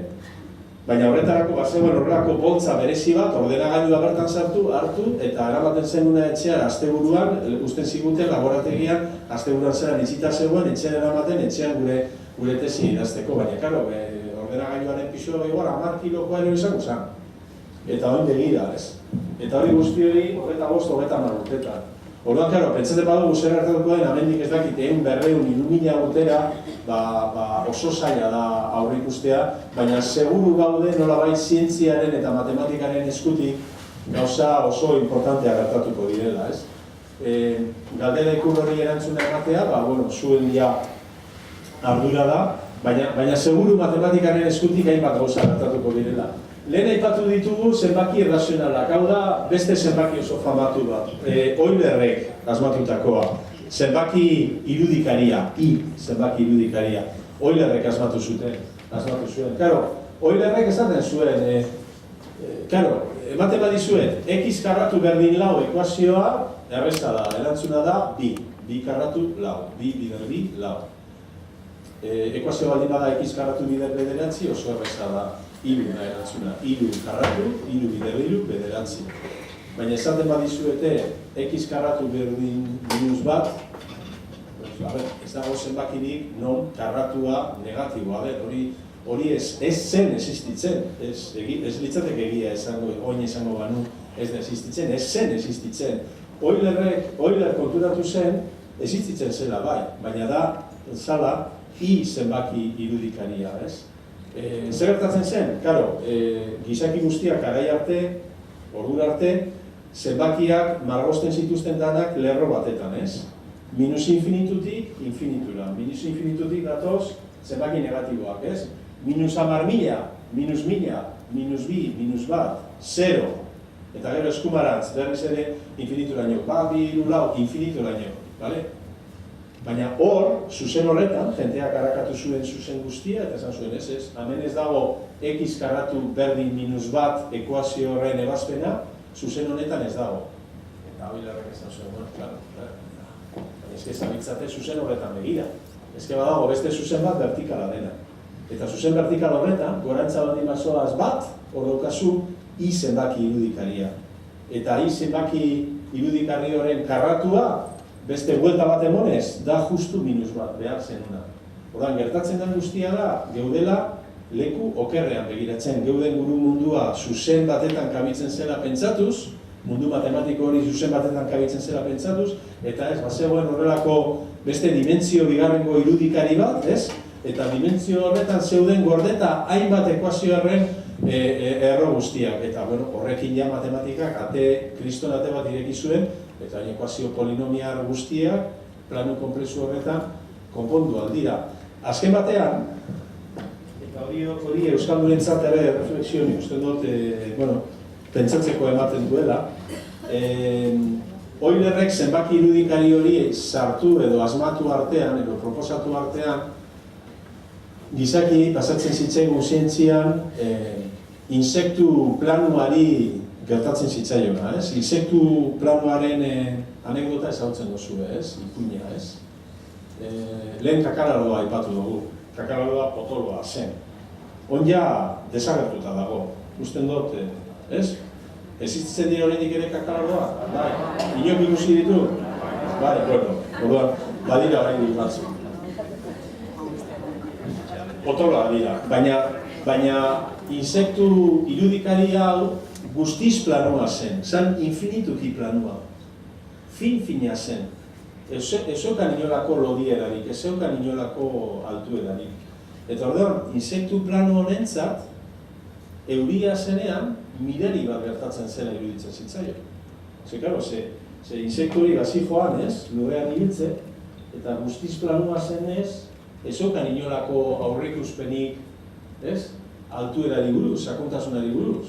Orduan, bere aurrean, derrepentean, urtartan bat ikusten zuenean, nondik zetorren ezekien, eta berarentzat beraz, mirari bat zen, ez? Gertatzen zitzaiona, eta esan miraria, naturako fenomeno guztiz agulta zen, euria besterik ezen, ez? Baina berarentzat mirari zen. Zergatik, ez zuelako ulertzen, bazeudela dimentsio eskutu horiek. Eta orduan, zientziaren lan hori askotan izaten da, abstrakzioaren bidez mundu konplexuago horiek sortzea, non naturan gertatzen diren gauzak erantzun sinpleak izango dituzte. Beraz, azken batean, Feynmanek esaten zuen bezala, gure irudimen guztia behar dugu, gure indar intelektual guztia behar dugu, baina zientzia fiziozko pelikulak asmatzeko horrek Hollywooden egiten dituzte. Behar ditugu eguneroko bizitza ulertu nahi horretan. Eta honekin nila para egiteko.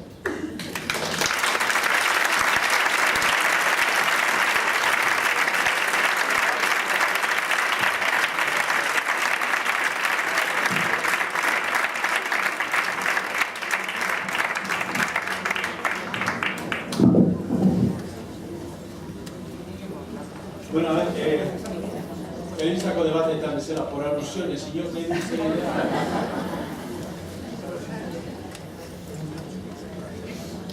Nik adostu nituen galdera batzuk, Amaiakin eta Sabinokin, baina esan nien, eske galderak aipatzen badituzue zuen, nabarituko da, dara preste utziko. Baina, bueno, galdera badituzuen, bestela neukan hemen, Puitxa da, izan zen, Kataluniako garaian zintzilari ospetsu bat, eta berak garaian, Espainiak zituen arazoak hezkuntzan aztertu zituena, eta matematikaren hezkuntzari buruz garaian aritu zena, eta berak garaian oso modu argian idatzi zuen bere dekalogoa, pixka bat Asimovek egin zuen bezala, eta, nahi bazen duten irakasleak zaretenez, horren inguruan pixka bat komentatzea edo, provokazio bezala, ekarri dizkizuet Puitxa damek idatzitakoa. Horrek erderaz ez daude. Baina horren ikusten dugu nola, gaur egun askotan eskoletan aztertzen eta eztabaidatzen diren gauzak, matematika zailak dira, abstraktuagiak dira, teoria edo praktika egin behar den, haber ez den nahikoa teoria bakarrik ikastea, haber hezkuntzara gero behin maisuak diplomarekin esku azpian eskoletara joaten direnean, maisuak izaten dituzten arazoak gaztei eta umei matematika erakusteko orduan nondik datozen arazo horiek, ea metodologiaren eskutik edo edukinen partetik, eta hor eskola bi daude, esaten dutenek eske matematika komplikatu egia erakusten digute, behar duguna da matematika simpleagoa, baina metodologia berritzaileekin hobeto erakusteko, tresnak ematea. Eztabaida guzti horiek, baziren baita ere hori dela 50 edo 60 urte. Horrekin ere ezagutu nahi, pixka bat, erantzun nahi nuen, sarreran eta azalpenean komentatu duten kontu hori, ez? Matematikaren zailtasuna eta matematikaren zailtasuna hezkuntzan hori bazegoen garaia.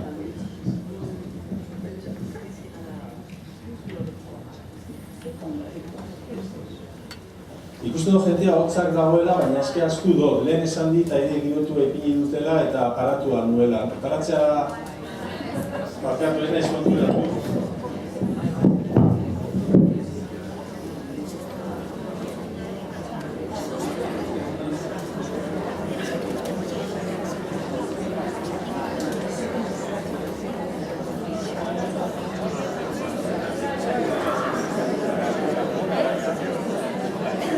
eske areto honetan aire girotuaren kontrola islariaren ardura da. Eta ez da oizko, horregatik astu ditut, sentitzen dut.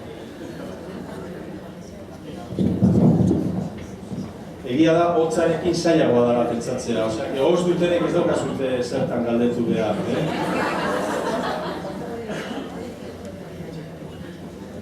Zogur arte esan duzu derukaguna denbora? Bakarrik. Bueno, galdera bat edo egin behar duzue.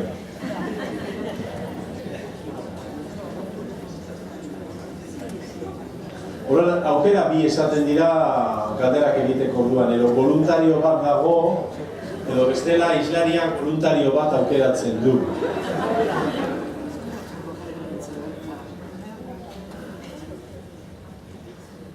A ver, lehenengo filan dugu. Normalean lehenengo fila jartzen direnak interes handi.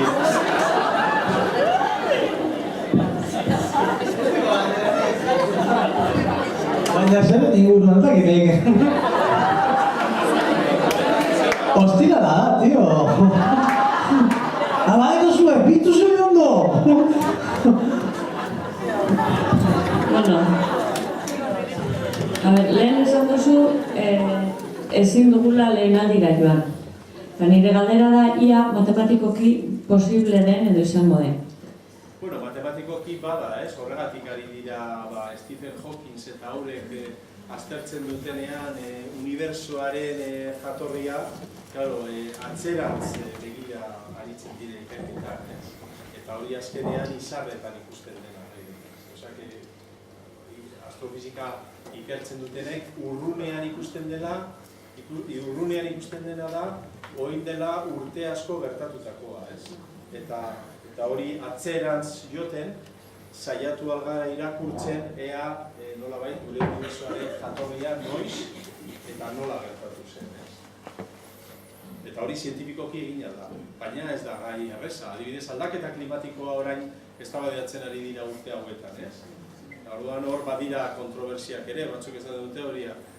Aldaketa klimatikorik ez dagoela. Nolabait direla, gora eta beraka osilazio normalak direla klimatologiaren zikloak. Beste batzuk esaten dute, gizakiak sekulako eragina izan duela aldaketa klimatikoan kutsadurari bidez.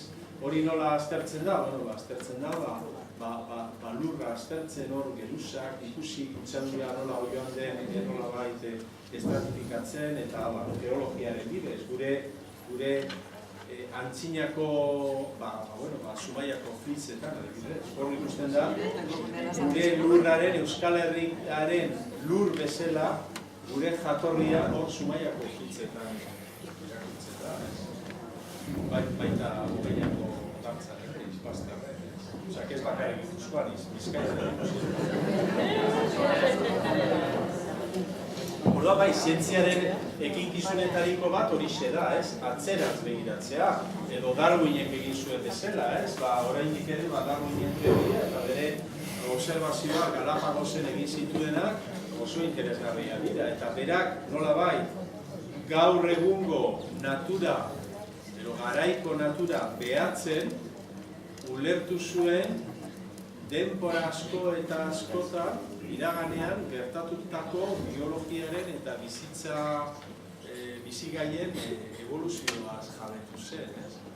Hori da bai zientziaren jarduera nagusienetariko bat, jatorria eta iragana ulertzea. Baina horrek ez du esan nahi bertara joateko aukerari dugunek. Ulertu ahalko dugu, baina ezin izango dugu arantza jo. Baina horregatik nik lehen aipatzen duen, zientzialari batentzat esaten denean hizkuntza baten jatorria ez ezaguna dela oso raro iruditzen zait.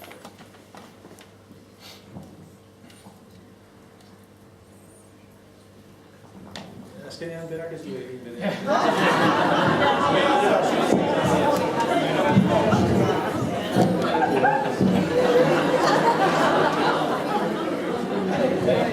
Ez dakit ala, zer galdetu txo.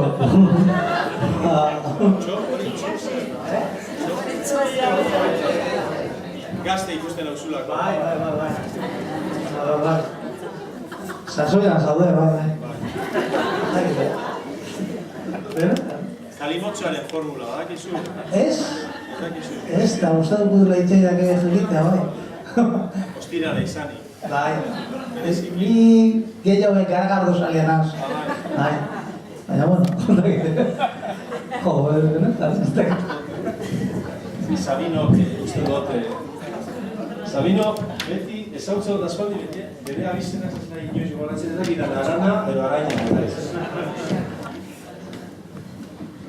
Sabino, araina, zu araina, ez que Sabino arana bestia, ez bat. Nina araina.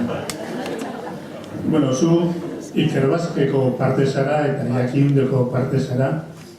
Eta Euskal Herria da erakunde eta eragile gehien dagoen munduko lekua. Hemen da nadire eragileak eta da nadire erakundeak. Baina ez dakit zientzia arloan zuek zer eragiten duzuen, zer ekarpen etxen duzuen. Eta gainera entzuten dugu, entzun dugu bekan, nanogunen entzun dugu, baina nok ikertzen da bekanen eta nok ikertzen da nanogunean. Euskal Herritarrak ikertzen dabe, ikerlari euskaldunak ikertzen dabe, ala txinuak, finlandesak eta brasileioak. Euskal Herriko zientzialariak kanpora doiaz ikertzen, beste gazte asko lez diarra tokatzen, zentorkizun dauko halako herri batek.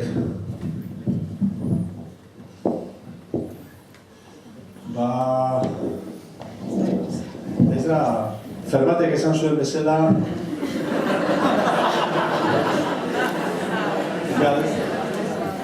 galdera hori ez da errezenetarikoa. Atzo, negoen Madrideko Universidad Autónoma, nire universidadean negoen Bazkaldu ondoren, negoen Ginés Morata, Espainiako biomolekula oso famatua da, Euskal Herrian laguna bai, garaian Asturiaseko printzearen sari izan zuen, eta bukatzean esan zidan, itxaro pizkatxo bat, ze Donostiako neska bat aurkeztuko dizut. Eta da Donostiako neska gazte, Euskalduna bizenekoa, bertan lan egiten duena, ez? Eta, bueno, nola bai neska hau ikusiz, ni ere burua ikusi nuen, eta 20 piku urtean, ez? Eta berri izan bueltan, ez?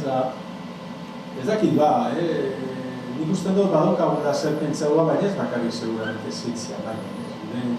Gure nolabait egin dugun estatutu autonomoarekin garatu dugun administrazio publikoaren sistemaren nolabaiteko erraldoitasuna ikusiz, eta gero para administrazio publikoari atsegitu diogun guztia, ez?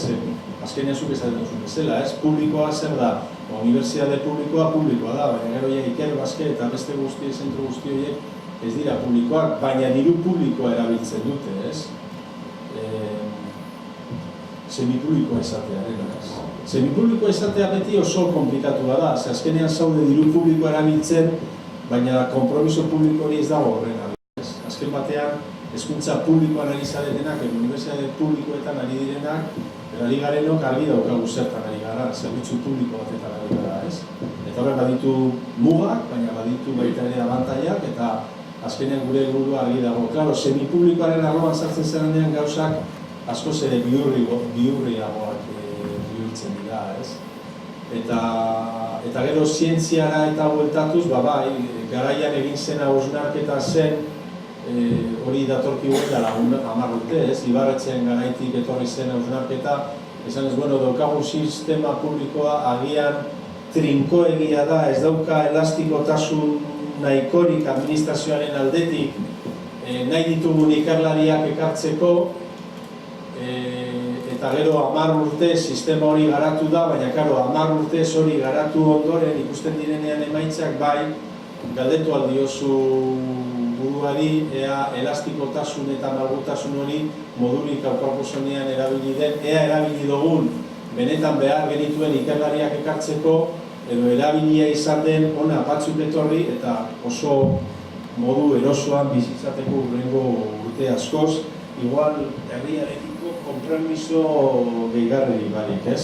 Baina, karo, konpromisoaren konzeptua ere oso bihurria da, ez? Zer da herri batekiko konpromisoa, ez?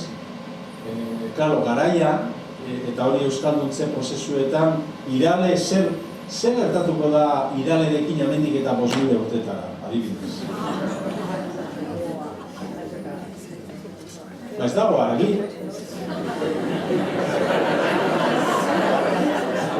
Ez?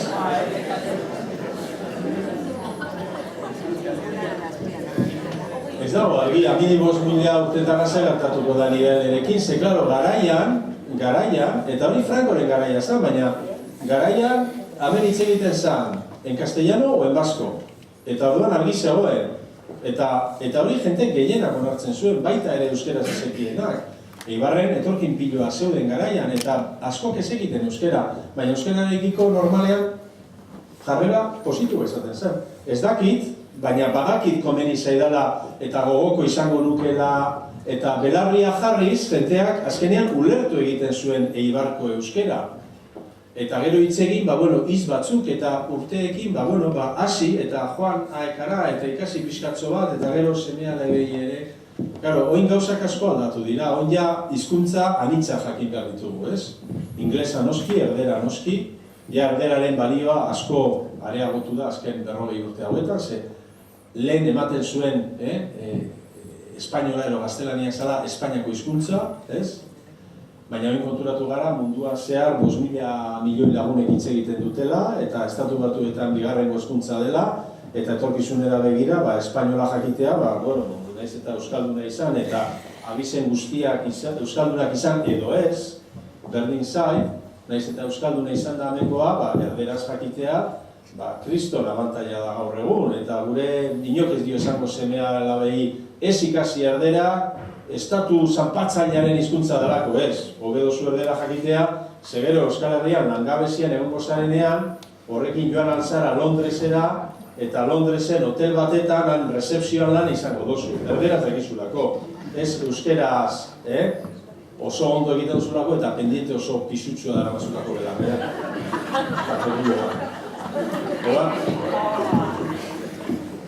Hola, karo, gauzak asko eraldatzen ari dira, eta nik uste dut zientziaren munduan ere bai, eta nik uste dut hor badagoela Euskal Herriaren nolabait antolaketan oroar badagoela nolabait gure antolamendu administrazioaren publikoa eta parapublikoa den administrazio zabal horretan badagoela hori berrikusi beharra. Baina nik uste dut hausnarketa hori ja heltzen ari dela. Karo, demografikoki herria ez da ezin da mantendu, ez? Laizte genduko gara momentu batera non irakasle gehiago egongo diren umeak baino eskola publikoetan, ez? Ez dira umeri jaiotzen, ume oso gutxi daude, eta ostera oraindik sasoitzu gaude, nosuk esan duzun moduan, eskerrik asko, piloa gara sistema publikoan, horrek pisu handia ekartzen ari da gure ekonomiari, eta ez da ikusten etorkizuna handirik, ez? Karo, lenguan uste dut erkorek azala, bozera malea gobernuan esaten zuena, baina lasai, zabedia 5 eta 10 urtera jente pilo hasiko da jubilatzen, hemen gaudenon artean batzuk baita ere, ez? Karo, Euskal Autonomia Erkidegoa sortu zen 80. hamarkadan, jente piloa sartu zen funtzionalitzan, oindela 30-35 urte, guzti horien zikloa bukatzen da, hemendik 5, 10, 15 urtetara gehien jota, ez? Baina, karo, 23 urte duen gazte bateri esatea lasai, zaitez urduri jarri. Hemendik 10 urtetara funtzionario seguru, bai, eta 23 urtetik 33 urterainoko tarte horretan, zientziaren mundua nazioartekoa bilakatu da, jente gazte zientzilari ona mugidu egiten dira, aipatzen duen Donostiako neska hau bezala, kontua da behin mugitu eta nonbaiten kokatu ezkero, hori leku aldatzea handik urte batzutara, jende heldua denean, bere lana finkatuta duenean beste toki baten, bere familia sortua, bere etxea, hori oso zaila izaten dela. Eta orduan argi dago, ikerbasketa horrelako tresnekin, ekarri ditugula 100 piku ikerlari kanpotikan ona, baina baita da, agian, nolabait erabili ditugun irizpideen artean, euskal jatorriaren eta euskararen irizpidea ez dugula kontutan izanik, eta ona 100 piku ekarri ditugun moduan, gure 100 piku kanpoan geratu direla, eta seguramente betirako geratu direla kanpoan. Eta gero, kontutan izan behar da gauza bat. Euskara bigarrengo belaunaldia beti galdu egiten dela. Hau da, bada, nik Madrilen adibidez bizi izan nahi urte askoz. Nire alaba nagusia, naiz eta Madrilen beti bizi izan, euskaraz badaki. Baina euskaraz badaki, bere aita oso ezaguna den bezala, nahiko arraroa zalako, eta naiz eta Madrilen bizi, bere aitak alaba horri edozein gunetan berdin zan, publiko pribatuan, jente gutxi edo asko, erdaldunak edo ez, edo atzerritarrak gizon horrek, umeari beti hitz egiten zion beste inok ez zuen ulertzen hizkuntza horretan. Eta horrela, neska hori naiz eta Madrilen jaio eta bizi eta nagusi bihurtu, euskalduna da gaur egun. Baina, hori gertatzen da lehenengo belaunaldian. Gizon hori bertan hemen jaiotakoa zala, bere bizizalako beste nonbaiten, eta nolabait bere hizkuntza jatorrizko ama hizkuntzarekiko bazuelako lotura emozional berezi hori. Baina seguramente neska horren umeak ja ez dute euskaraz jakingo. Igual jaingo dituzte hitz batzuk. Baina, orduan ezagutuko ditugu, Pariseko, aeroportuan zegoengo dira erderaz hitz egiten dut guztia mobilean eta azken esaten dute. Bueno, agur! Hola, konturatu behar gara horretaz ere, guk gaur trebatu ditugun gaztea, zientziaren munduan joaten direna kanpoan, eta ja kanpoan esaten da bai oso erreza da irakasle bertan dagoen irakasle heldu batentzat esatea, ez, ona da gaztea kanpora joatea, bai, baina supozea kaso geratu itzine. Gaztea joaten direnak gehienak ez dira bueltatuko. Eta bueltatzen ez direnen artean, hor badago teorema bat hori bai, teorema dena, bigarrengo belaunaldian euskara galdu egingo dara. Baina ez daukat beste erantzunik, ez dakit erantzun duen zure galdera.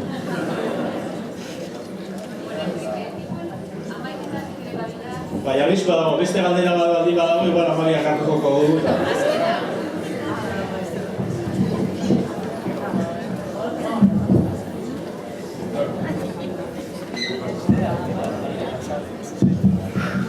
Eibartarrari preguntak behar nik pregunta honen nahi natzun puitza damen kontu horrek. Horren aplikaziorik ikustu duzu zuk, zabizen betutik, horren aplikaziorik ikustu duzu nio. Hemen daude ez, Eibartarra nukua esan azu? Ni Eibarkua. Baina Eibarkua nukua? Ipuruakua, ni. Igual ez autuko gara elkar, ez? Igual bai, oinarrazkoa da buta, Zulkano, ni baino askoz bera guziagoa zera. Nien kontu ez dugu, Ez eurtetakoa zara zua. Ni 73-kua. 70 batekua. Bai. Ni zu ezauzia igual, elza oso ni ezauzia. Gu zarra beti ezauzen dut zen gaitxu. Pero gadoz, lehen Romualdo gadoz, lehen padre gadoz. Korte zara? Padre galdozekua, bai. Oli.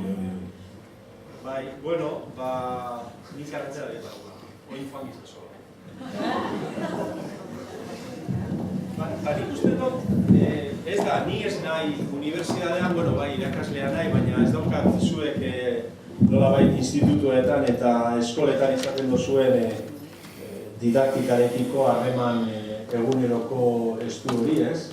Baina nik uste dut, hor esaten diren gauza gehienak nik gaur egun 60 urte ondoren oso gaurkoak ikusten ditudala, ez? Esaten du, no adoptar una didáctica rígida. Bueno, nork ez duke hori onartuko.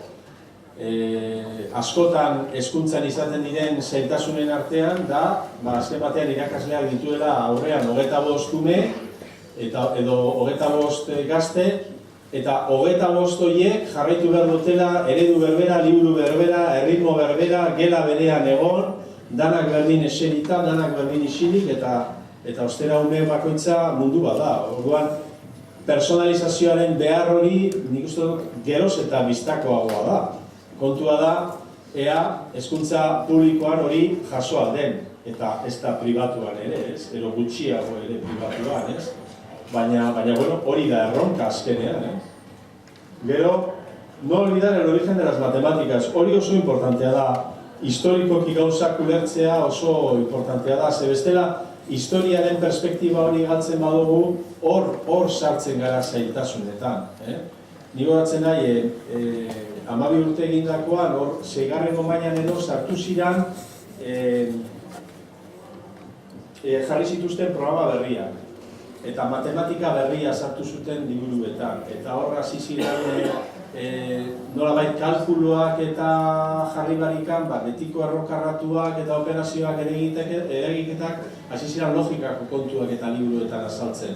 Eta ni goratzen nahi, irakasleak azaldu behar, esplikatu behar izan zuenean, la propiedad reflexiva, simétrica y transitiva. Egin zuen horako azalpen bat, betiko irakaslea, derrepentean liburu eta sistema berriarekin hori esplikatzen,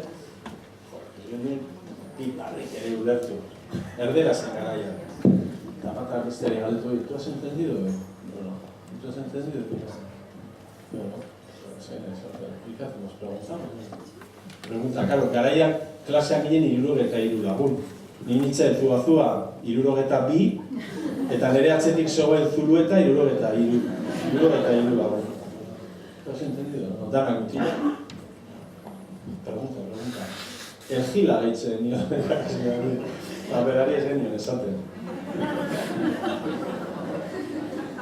Behin asko azarret, ezke gainera koinzidenzia zan, ze berak ekan MG kotxe horiek, bat?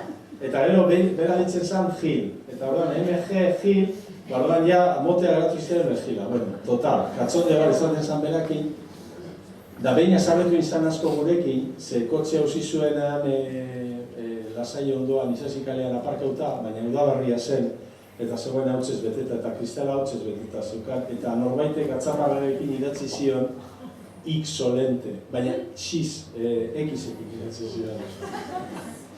Eta bueltatu zen irakaslea hurrengo egunean klasera oso azalbe, galdetzen nor izan zen, baina ez insolentea zela esateagatik, baizik eta akatz, ortografiko potoloa egitea bat. Eta bueno, orduan, ikuina bukatzeko eskua jaso, ez dakit norbaite jaso zuen eskua, zuen, profesor, puede repetir, no hemos entendido bien, eta profesorea